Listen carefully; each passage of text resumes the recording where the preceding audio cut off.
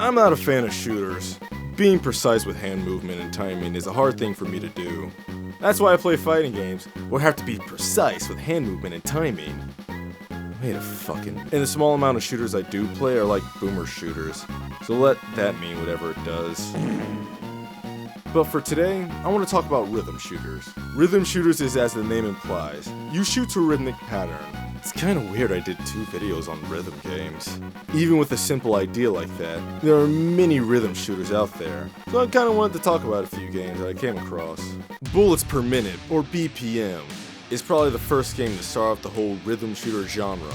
I didn't do research on this, so feel free to let me know if this is true or not. BPM is a roguelike, so every level, item, and even modifiers are randomly generated. But we're here for the rhythm part of this shooter. But only certain actions can be done on the beat. Dashing, shooting, and the most important feature, reloading.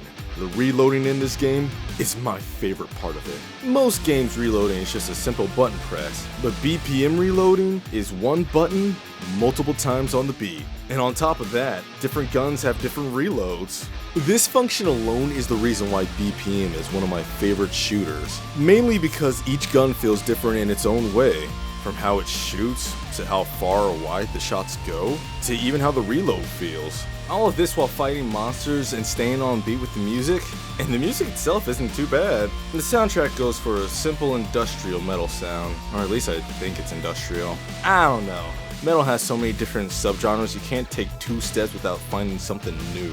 But overall, it's a good soundtrack. My favorite songs being Paradox, the main menu theme, because fuck you if you think I know how to pronounce this, and the other being Moomin's theme for the Armory.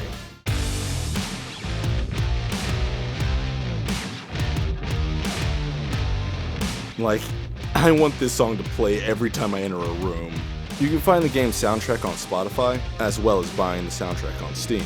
So the game's great, but I just want to give some tips that might help people keep an eye out for a few things. The first thing to keep an eye out for is the best defense item in either the burst SMG or the minigun. The best defense gives you an infinite ammo, and infinite ammo means no reloading, and no reloading means you can do this, and this, forever. Secondly, fuck playing as Nord. For those who don't know, Nord's starting weapon is his hand, and that's it. You are stuck with this and only this. I miss my guns! Speaking of guns, this ugly motherfucker is one of the best guns in the fucking game. Is that a true statement? Yes. Did it also help me beat the game for the first time? Yes. Bada bing, stupid. Alright, what's next?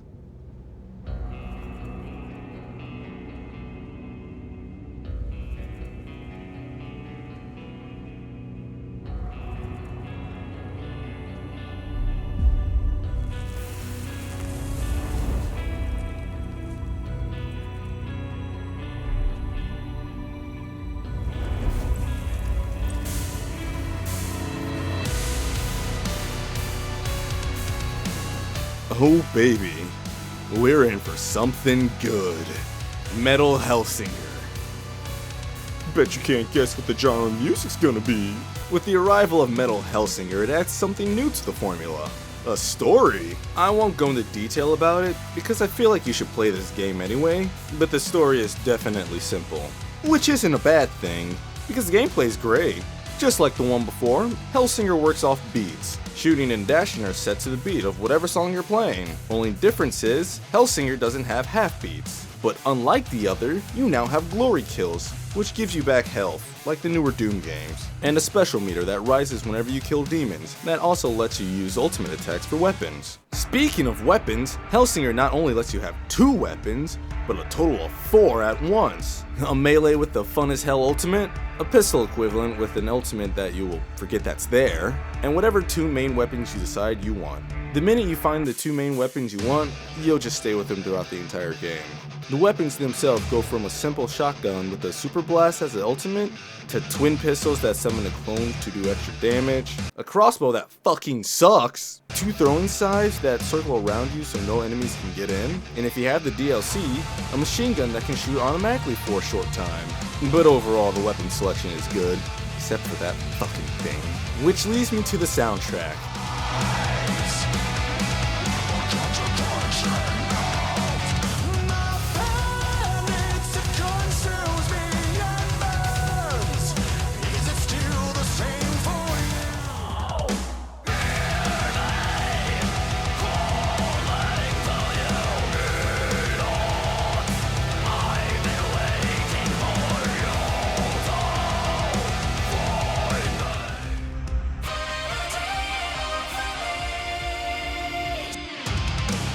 Fuck me, the soundtrack is great. First of all, we get lyrics now, but they only come in when you're at a 16 multiplier. So get good at playing on beat, loser. And even if you suck at the game, the instrumentals are still great. And to make sure that Hellsinger has a great soundtrack, Two Feather went out of their way and got big name singers from big name metal bands. I have never heard of these bands! Well, except for two. And one of them's headlining. I wonder fucking why.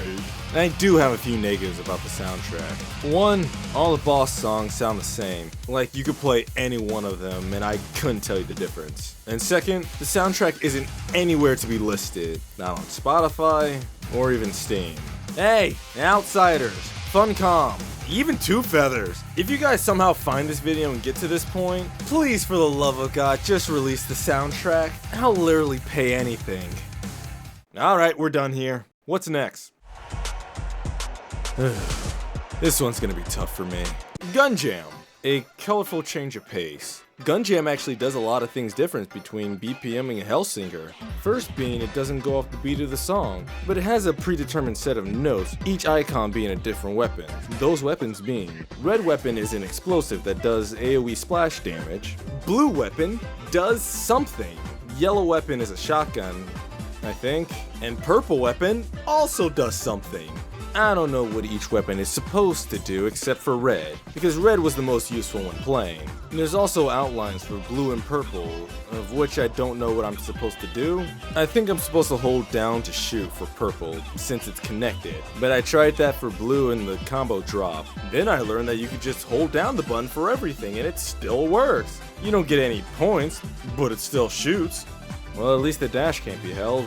I have no real good way to segue into this next part, so I'm just gonna go for it. Gunjam lets you play as 3 different characters, Tap, Ballard, or Arrow, all with different special moves called overdrives. Well, sort of. Tap's overdrive is quad damage, and Ballard's overdrive is berserk. I don't know what berserk means in this context. I understand what quad damage means, but berserk could literally mean anything. Hell, for all I know, it could just be a screen filter, and that's it.